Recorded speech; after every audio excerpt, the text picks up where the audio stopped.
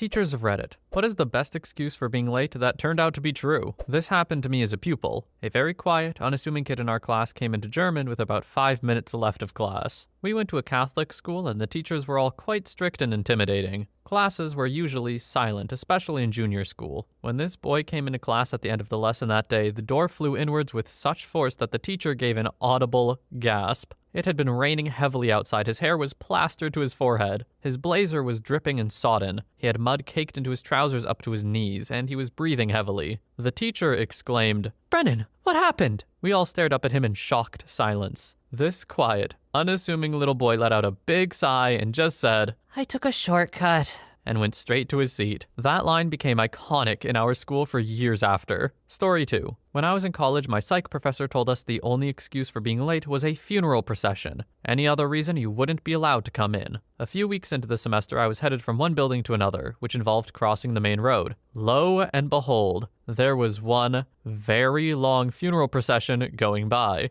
I got a short video of it as proof and then stood on the sidewalk to let it go by. Unfortunately, the procession made me late to class. I knocked on the door and the professor came over to start to tell me off. I showed her the video. "Well, I'll be damned. Come on in." Story 3. I'm an English professor, and one year a pretty good student showed up without one of his 2 major term papers. He explained that his safe had been stolen by a contractor who was working on their house. His laptop was in the safe, and that's where the paper was. I genuinely believe him because he's been a really good student. Then, over the next few weeks, he started to show up to class looking very tired. He said that he was on a hunt for the person who stole his safe, and was spending late nights with his cousin driving around looking for the guy because they knew his van. Now, the student and his cousin were both recently back from tours in Iraq and had seen combat experience. They wanted to find the guy to beat the crap out of him and get the safe back, because his wife's wedding ring was in the safe as well as a bunch of cash. He rewrote the paper and turned it in, apologetic it wasn't up to his usual standards, but he still kept coming to class looking like he hadn't slept. After a while, he came very happy to my office hours. He reported that he found the guy after a long search that involved breaking into a drug den, shaking people down with baseball bats, and even bribing some escorts. He said that they found the guy's van at a Taco Bell after getting a tip from an escort. They cornered him and waited for the police to come. I read in the news that he had in fact done a citizen's arrest and stopped the guy at a Taco Bell, and that they ended up calling in the Secret Service because he used cash that he stole from the safe to buy a bunch of counterfeiting equipment. Secret Service apparently investigates counterfeiting, so the whole investigation happened because this guy who I dub the White Shaft tracked the scumbag down through the bad side of town late at night to get a wedding ring, some cash, and his research paper back. It all turned out to be true. He got the ring and the laptop back. I gladly accepted his original paper, and it got a much higher grade than the rewrite. Oh, talk about stealing from the wrong people. 99% of the population would have been like, that sucks. Not these guys. Wrong house, buddy. Story 4. I was one of about 20 kids who were late for school. We showed up at the school office as a group, and when questioned why we were late, we said, "The school bus blew up." They questioned,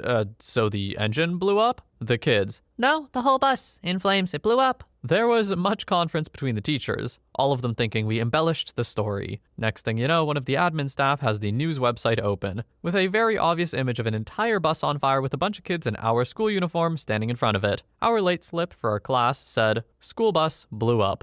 Well, that's horrifying. I can imagine the parents were like a little suspect about letting your kids on the bus after that. Story 5. After 9/11, my small town high school received bomb threats every week for 2 months, and they decided to make us attend school on a Saturday. Myself and about 5 others showed up for our classes, and every teacher said something like, "I can't wait for the excuses on Monday." Most of the excuses were something along the lines of family plans or whatnot, but one kid was made to read his dad's note aloud to the class because our first period teacher thought it was hilarious. In the most down south accent you can imagine, it went something like this. "My son ain't too smart, but he knows you ain't supposed to be punished for someone else being an idiot. Bought him a 6-pack so he was drunk. Y'all can screw off." I wish we had smartphones to record back then so I could share it. Story 6. Not school, but I got robbed at gunpoint and my car stolen the previous night, and was talking to cops/detectives until the early hours of the morning. But being the dedicated corporate slave I am, I showed up to work the next day, albeit an hour late or so. Even in public accounting, they understood and even said, "This is clearly an appropriate reason to not come into work, right?" Looking back, I probably should have taken the day off. If anything, this made my coworkers think I'm some crazy person for just brushing it all off as no big deal and coming into work. Story 7. Obligatory not a teacher, but I'm an admin at a music school. I had a mom frantically call me and let me know her daughter would probably be late or miss their guitar lesson in a couple hours because she couldn't find the kid.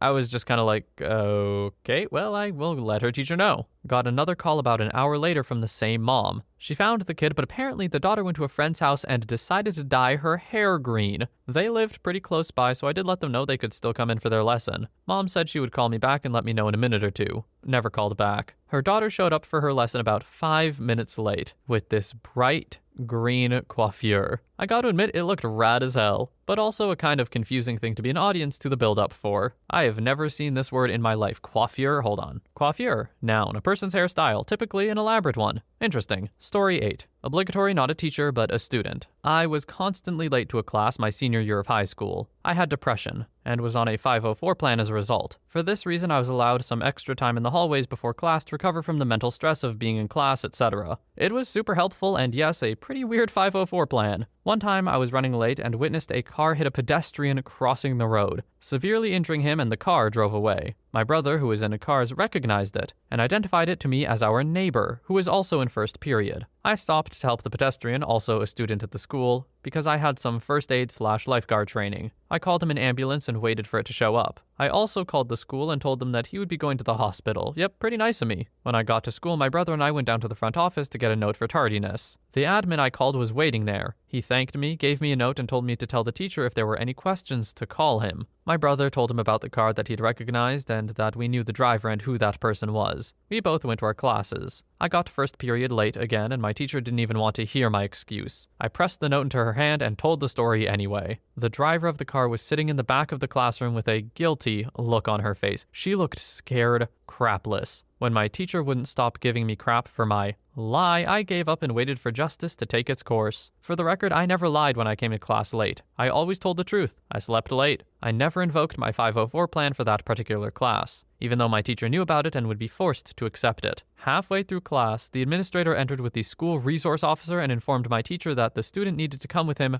right now for a hit and run. He saw that I was sitting there and thanked me again for my help and for putting another person's needs above my own. Man, it was nice to help that kid, but it was really nice to see my teacher's face go from disgusted at the driver to shocked and disgusted when she realized my story was true. Isn't it kind of wild that the teacher would not believe OP here? Like, it's just a wild story that can be checked for validity. Why would you think they're lying? I don't know, it's weird. Teachers can be so untrusting. Story 9. My auto teacher let me practice removing and adding the tires on his vehicle. The next morning, it was about 20 minutes into first period and no sign of him. He comes running into the classroom out of breath and his hair is all messed up. He points at me and says, "You, what is the torque wrench used for?" I respond with, "I don't know." He says, "I know you don't know." Turns out, one of his tires came off while driving down the highway. Well, he probably should have checked them if he had a student fiddling around with them, so that's partly on him. On the other hand, OP, you screwed up. But I bet you know what a torque wrench is for now. Story 10. Kindergarten teacher. One of my students is just a very, very heavy sleeper. They often arrive late and miss our first class. After nap time, they will remain asleep no matter what we do. Music, tilting the bed slightly, asking them questions, even gently standing them up, nothing. Most children can't help a cheeky grin or something when they don't want to wake up, but we get no response from this one until they naturally wake up. Nothing medical, just sleeps like a rock. Story 11. Had a college algebra teacher show up late or no-show almost every class. The other students thought it was hilarious because if there's no teacher for the 15 minutes, you can leave. So we had no class a huge chunk of the semester and it really aggravated me. This is pre-YouTube and I was not understanding the math at all. And the girl trying to tutor me didn't speak English well and my grade for the first time ever in my life was suffering and I'm paying for the class. One day, teacher showed up about 20 minutes late and I'm one of the people who didn't take off early. He walks in angrily, slams his briefcase on the desk and says, "I apologize for this semester. I have cancer. I'm dying." And then left. I don't know what happened to him, to be honest. Story 12. Not a teacher, but my senior year of high school, they were doing construction on the building, and so part of it was completely closed. To make up for the lack of space, there was a vocational school nearby in the district that let us use the extra rooms they didn't use. To get to the other school, you could get on a bus, or if your last class of the day was at the vocational school, you could drive over there. I was driving a friend and myself over to the same English class. Traffic gets pretty stop and go at this time, as there are a lot of buses and students all going to the same place. The kid behind me wasn't paying attention during one of the stop moments and rear-ended me. Now, it was stop and go traffic, so it wasn't like any of us were going fast. It was really just a bump. Still, everyone got out to see damages and make sure everyone was fine. We were. We both had piece of garbage cars. We both decided that nothing was significant. May as well get back into the line of traffic and get to class. Bonus, the kid who hit me was also in the same English class. My friend and I walk into class late first. The teacher was known for being a stickler. Very snidely says, "You two better have a good reason for being tardy." My friend laughs and I respond, "Yeah, other classmate just rear-ended us on the way here. You can confirm it with him when he gets here." So a minute later he rushes in and says, "Sorry I'm tardy. I hit them and his friend." Rest of the class laughs. Stern teacher makes us all get down to business. The end. Story 13. I remember in high school, another student asked our history teacher this question. Our teacher's answer was that he had this student run in 20 minutes late, not say a word, turn the classroom TV on, and start flipping through the channels. When the teacher asked him what he was doing, the late student said his country is under attack. When the teacher asked him what he was doing, the late student said that his country was under attack, and that he figures that the teacher didn't hear his dad start to yell at him to return home when he was just down the block. The student explained he went to see what his dad wanted back at home and that his dad hugged him and showed him the news before driving him to school late.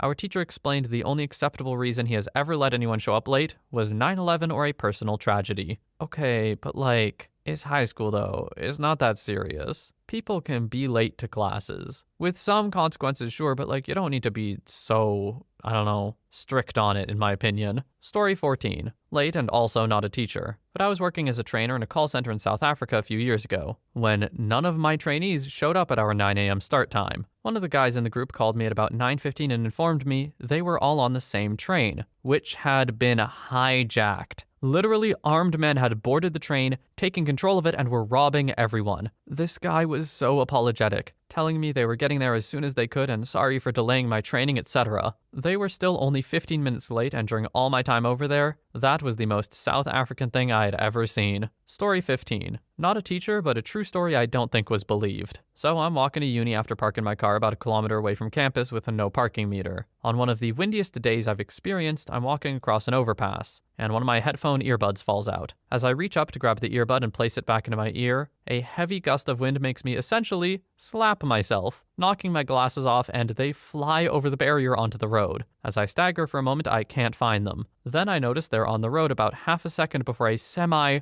drives over them with a handful of wheels on one side. I stand there stunned. Do I just go sit in class? Do I walk back to my apartment, maybe 4 kilometers? Do I drive home blind? As I ponder for far too long, I remember attendance is mandatory for marks. So I walk in 10 minutes late, don't unpack anything, and just sit there, which leads to a discussion with my professor after class that went splendidly. Just want to say, any academic uni class that requires you to attend to get marks is weird, right? I don't think any of my classes had that. No academics, at least, I mean. Story 16. Not a teacher, but my science teacher was hounding me to retake a test after school once, and before she gave me the paper, I stepped out for a phone call. Turns out my parents were getting divorced, and my dad had been arrested because my mother falsely accused him of assault when he filed at the courthouse before her, and so had residence at the house and custody. My teacher found me and thought it was an emotional breakdown because of the test, and I managed to blubber out everything so she vaguely understood while she tried to get me to calm down.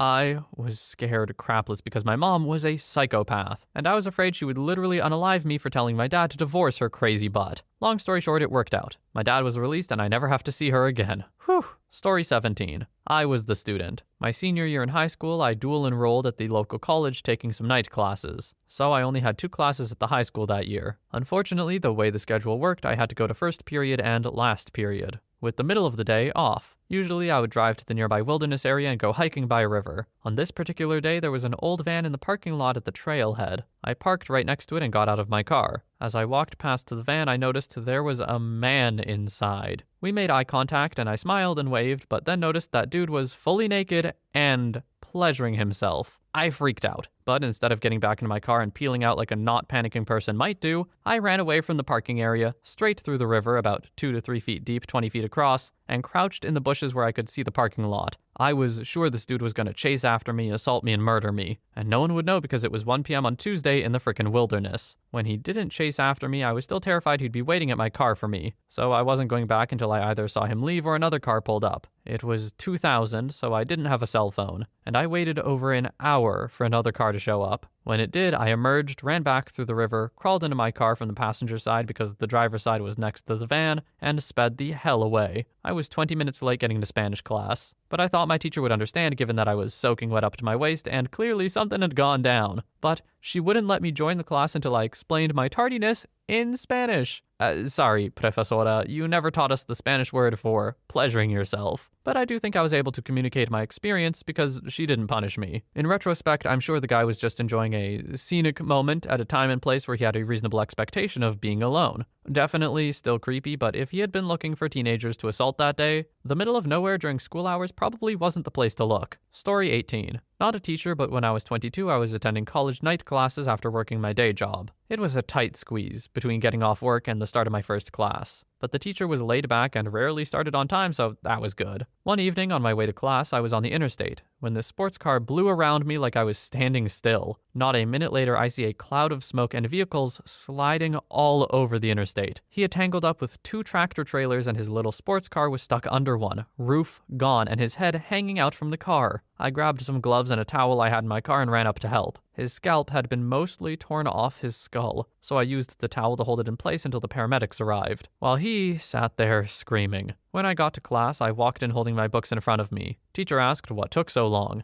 as I was about half an hour later than normal. I told him that traffic was bad and he made a joke about how traffic was hellish that night, as I took my seat and put my books down. Everyone was instantly silent. Unbeknownst to me, my shirt was covered in blood. Needless to say, I was excused so I could go clean up and change. How do you not notice your shirt covered in blood? Like, I understand in the moment, there's a lot going on, adrenaline's high, but you're like on the way to class and you have a moment to check yourself before you, I don't know, step out of the car or something. Maybe OP just didn't think about it, fair enough. Story 19. I teach a college freshman paper writing class. Over the course of the semester, we have 2 workshop sessions where students bring in their drafts and critique each other's drafts. Each one counts for 5% of the grade, and missing it unexcused means forfeiting that 5%. An excused absence makes the other workshop session worth 10%. Anyway, during the first workshop session, there was a student who I did not expect to be absent at all, but 60 minutes into the class still hadn't shown up. Class is 90 minutes long. Normally, I wouldn't allow someone to come in that late, especially to a workshop session. However, he had the best excuse. He hands me this letter from a doctor at the PE department. Turns out he had judo for PE that morning. He paired up with a more experienced partner who flipped him upside down. He landed on his head, I think. Under symptoms, the note read that he had temporary memory loss and a possible concussion. Under recommendations, it said that he should go home. I asked him, why didn't he go home? He said that he didn't want to deal with the complications of missing workshop. I should note that my class was on the 5th floor of a building with no elevator and high ceilings, so he had already gone up 4 flights of stairs. I didn't want to waste his efforts, so I let him push through. He mentioned he couldn't remember where he put his pen needed to write comments on classmates' drafts, so I barked at one of his poor classmates to lend him one.